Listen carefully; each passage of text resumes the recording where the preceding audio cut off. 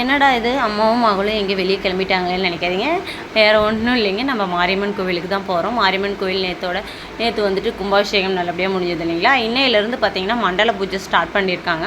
நம்மளுக்கு தெரிஞ்சவங்க தான் மண்டல பூஜை வச்சுருக்காங்க. அவங்க வந்து நம்மளை கூப்பிட்டதுனால நானும் பாப்பாவும் கிளம்பிட்டோம்.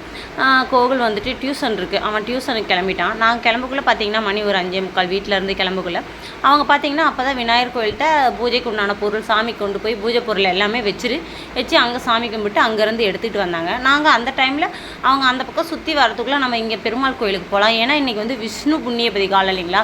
அது காலையிலே போகணுன்னு நான் நினச்சிட்டு இருந்தேங்க, ஆனால் போக முடியல. சரி இப்போ ஈவினிங்காவது போகலாம் அப்படின்ட்டு தாங்க அப்படியே போனோம். நாங்கள் கோயிலுக்கு போனோம். கோயில் ரொம்ப அமைதியாக இருந்தது, யாருமே இல்லை. அங்கே காலையிலே வந்து திருக்கோடி ஏற்றிருப்பாங்க போல இருக்குது, இன்னமும் எரிஞ்சிட்டு இருந்ததுங்க. அங்கே நல்லபடியாக சாமி கும்பிட்டு பக்கத்துலேயே தான் மாரியம்மன் கோவில் அப்படிங்கிறதுனால கோயிலுக்கும் வந்தாச்சுங்க. கோயிலில் வந்துட்டு நல்லா அபிஷேகம் பண்ணிட்டு தீபார்த்தனையும் காமிச்சாங்க. நல்லா கூட்டம், நிறைய பேர் எல்லாத்தையும் கூப்பிட்ருப்பாங்க. அவங்க பங்காளிங்க எல்லாம் சேர்ந்து செய்கிறதுனால இல்லை கூட்டமாகவும் இருந்ததுங்க. அதெல்லாம் சாமியெல்லாம் கும்பிட்டு அந்த டைமில் பார்த்திங்கன்னா ரஜ் பாப்பா அவங்க அப்பாவும் வந்துட்டார். நம்மளும் சாமியெல்லாம் கும்பிட்டு அங்கே வந்து பிரசாதமும் கொடுத்தாங்க. தக்காளி சாப்பாடு, கூழ், ராகி கூழ் கொடுத்தாங்க, பொங்கல் எல்லாம் கொடுத்தாங்க. அதையும் நாம் வாங்கி சாப்பிட்டு அங்கேயே நீட்டாக சாப்பிட்டு வந்தாச்சுங்க. சாமி அலங்காரம் நல்லா சூப்பராக பண்ணியிருந்தாங்க. பார்க்கவே நல்லா அழகாக நல்லா சாமி அலங்காரம் நல்லா பண்ணியிருந்தாங்க.